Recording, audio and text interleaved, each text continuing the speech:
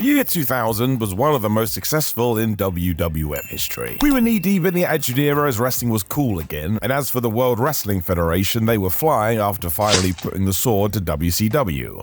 Didn't really have to worry about them anymore. That didn't stop the runaway freight train it had become. There's 10 things you learn binge watching Raw from 2000.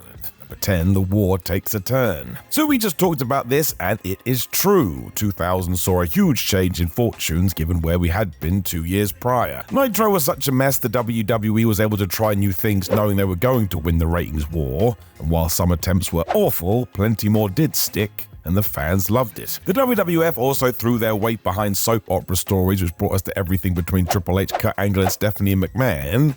That meant we now had a damn love triangle. I do point this out just because you can see with this story that we were starting to be far more patient with things, and do not forget, the only reason this narrative did stop is because Hunter didn't like the idea that Kurt Angle would steal his girl. His ego was hurt. It did make for great TV though, and the company, as we know, was never gonna look back.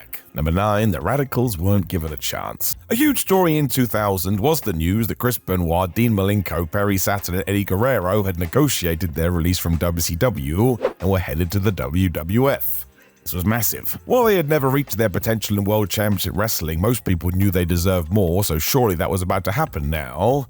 And the answer is sort of. Each guy would take their own path. During their very first match they had under Vince McMahon, they lost. Yep, couldn't let this idea go that they were WCW guys. Then got worse as Eddie got injured, and honestly, go see where these four were after a few weeks. We didn't keep this momentum going at all. If we focus on Saturn and Malenko too, they never really overcame this either. I mean, Dean soon became James Bond, and Perry fell in love with a mop. There's stories behind both of these, but still. I'm sure you've seen how some fans react today when so-called WWE guys go to AEW.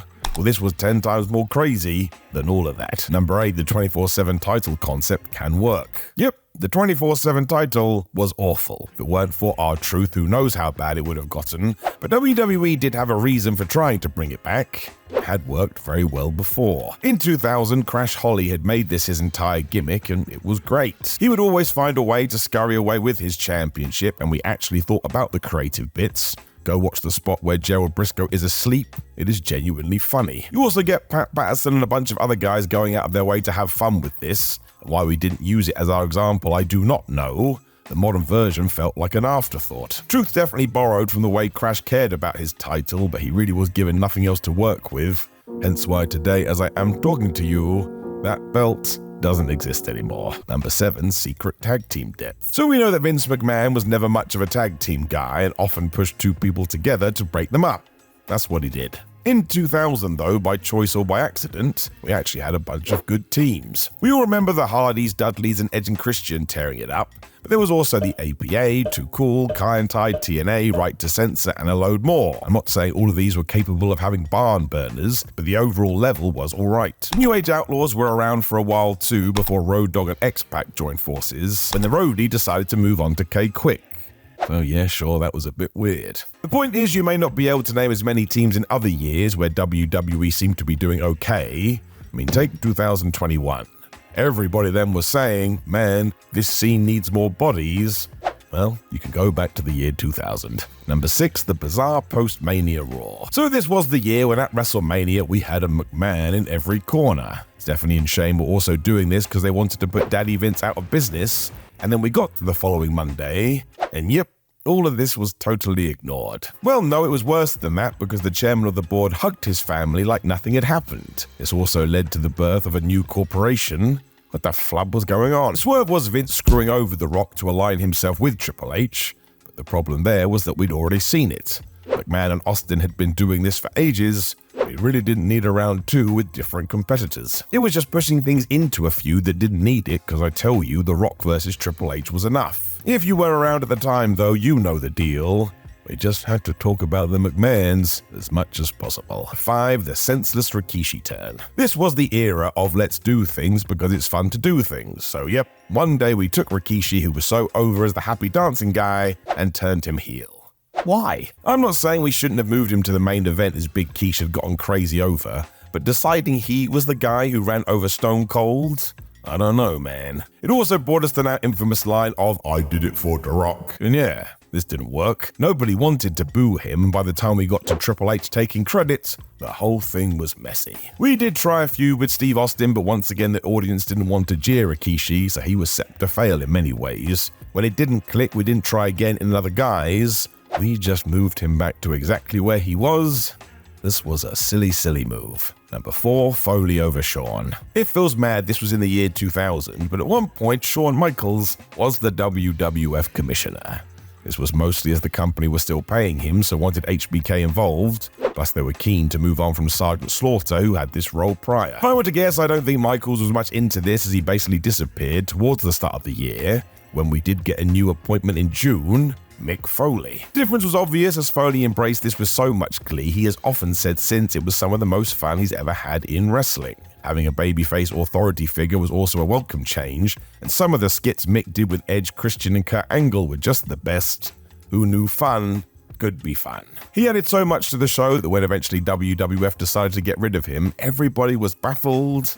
But once again, during this period, yeah, they did that a lot. Number 3, sticking with Jericho. If you've read any of Chris Jericho's books, you know the deal here. After quite the debut, he fell foul of WWF management and was basically made to start again. He went from a potential feud with The Rock to having to have a good match with X-Pac or lose his job. I would assume somebody backstage was still a fan, because on the April 17, 2000 Raw, end of the show, this was only done to get more hate for the game. The decision was reversed due to dodgy refereeing, as Chris flew back down the card. The reaction should have told those in charge that Jericho was clearly ready to go, however, because this wasn't the plan, we moved on as fast as we could. Watching now, though, yeah, we easily could have gone all the way with this. It would have worked. Number 2, Triple H was awesome. Say what you want about one Paul Levesque. In the year 2000, he was one of the best wrestlers on the planet. His feud with The Rock was great, but he also had bangers with Jericho, Kurt Angle, Chris Benoit, and even Taka Michinoku. Hunter just wanted to work. He would bump his ass off when needed to, and looked incredible as he turned into an action figure. Plus, he was a right dick on the mic, which was perfect. He was a heel. Even if you can't stand the man, you'd be hard-pressed to argue against what he was doing in this 12-month period. He was just on fire, and the only thing that halted this was that quad tear. Before that, I tell ya, it's quite amazing. Number 1, the lack of Steve Austin. Having Stone Cold on Raw would have been better in 2000. He was the biggest star ever, you can't pretend he wouldn't have helped. With that said, the WWF was far more prepared for his absence through injury than many assumed, because for 12 months Raw was mostly pretty good TV. Episodes zipped along as we made sure to get new people over, and of course The Rock used this to become the ultimate star. We've mentioned Triple H already, and The Undertaker still had a great aura to him. The main event scene was solid. It could be why Austin didn't start smashing it until the 2001 Raw Rumble. He needed to fit back into the pack before doing what he always did, taking over. Now, please do make sure to leave a comment below and let me know what you thought about Raw in 2000, because it is a pretty damn good show. Like the video, share the video, and subscribe. You see that video on the screen right now? It is yet more talking about wrestling from yesteryear. My name is Cyber What Culture, and thank you for joining me as always, and I will talk to you again very soon.